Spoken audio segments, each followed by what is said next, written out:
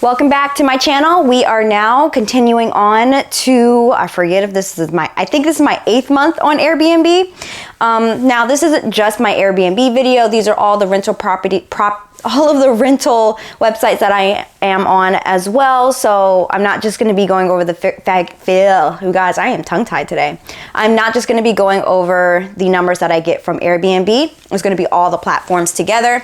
We are in the slow months. You guys know from my last video, I did not make a lot of money. I actually lost a lot of money during the slow months, but I did learn quite a few lessons on what to do going forward all of the other slow months coming up in the year. There shouldn't be any more slow months, but like next year. So we're gonna just hop into this and say that my cleaning fee was $800. I don't believe if I stayed at my property or not. We just had a lot of in and out going into there. I also need to tell and preface this that my mortgage is $1,496.47. My property is in Gatlinburg, Tennessee. It is a very popular destination in Tennessee. It has the Smoky Mountains there. The Smoky Mountains are the #1 vacation spot. About 12 million people go there a year to visit the Smoky Mountains. We have Dollywood, we have water rafting, we have zip lining. So it's a very popular area to be if you love nature, or even if you don't love nature. The Pigeon Forge area would be good for those type of people who like to do a lot of arcade or amusement park type of vacations. So my cleaners came, they didn't come 8 times in this month, which is February that we're going over. These fees kind of carried on to what actually came out of my bank account from like January and stuff like that. So I don't count how many times the cleaners came off of how many people stayed. I count it as in what hits my bank account for that month. So my linen fee was $30. I get new linens every time my cleaners come through. So I get charged $30 a month for that. And then electric and utilities was a huge skyrocket amount this month because I have no idea. I have literally no idea. It was $256.55. Maybe it was the snowstorms. I forget why that was. It was an automatic payment. It's not like I can dispute it or anything. I mean, I can go look and see why, but I don't know. Ugh, that's so bad. My QuickBooks amount was $80. You guys know I use QuickBooks to file everything for this business. So I put this in my expenses for my rental business. And then I actually needed my gas to be re-upped. So I have a system on my propane gas tank where it sends a signal out to the gas company when it is too low, and then they automatically come through and fill it for me. So that total was $391.85 or 83. I'm pretty sure it says 85 up here. As you guys know, I haven't really talked much about the gas for my bill on mine. But now that it needed to be refilled, that was a hefty charge. Hefty.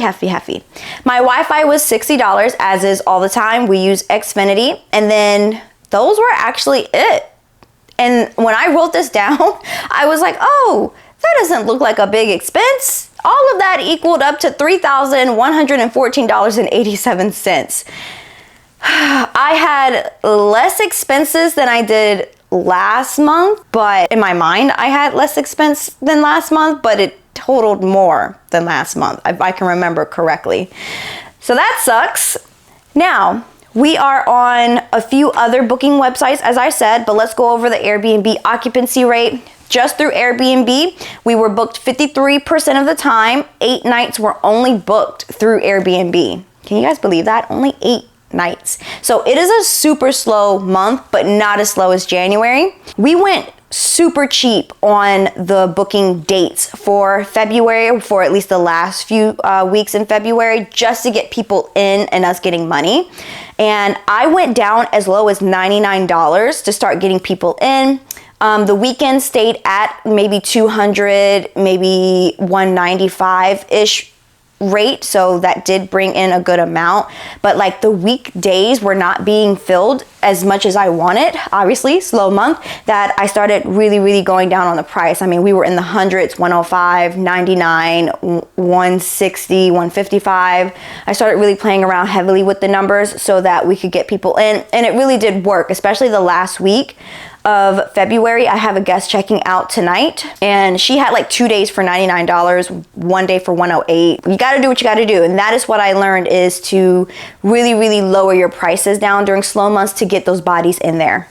Now on VRBO, we are still at $0. However, which I love, is someone from VRBO contacted me wanting to stay in March, and they didn't want to pay the VRBO fees, so they actually wanted to book separately. They asked me, is there another payment method we can use through you so we can avoid that $60+ charge from VRBO? And I actually ended up setting up my own booking site on my website. So on letsjazzitup2.com, where you guys can book my notary one-on-one class, my mentorship class, I now have my rental property up there so you guys can go and stay, and you can avoid the VRBO and Airbnb charges. I think I charge about $100 less. Like, you will be paying $100 less if you book directly through me, so that you can avoid those charges. So I'll put like a picture up right here for you, and then also I'll put the link down below if you guys ever want to stay.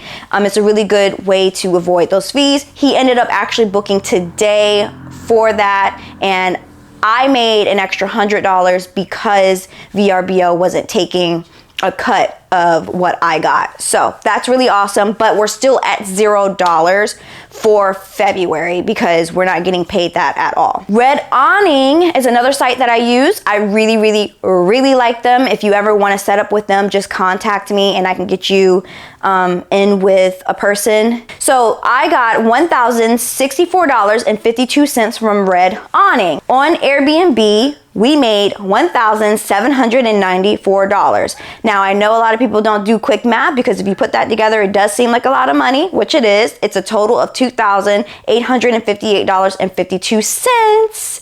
But if you heard correctly, my expenses were in the $3,000 range. Now, we did make a loss. All of our bills were paid a little bit.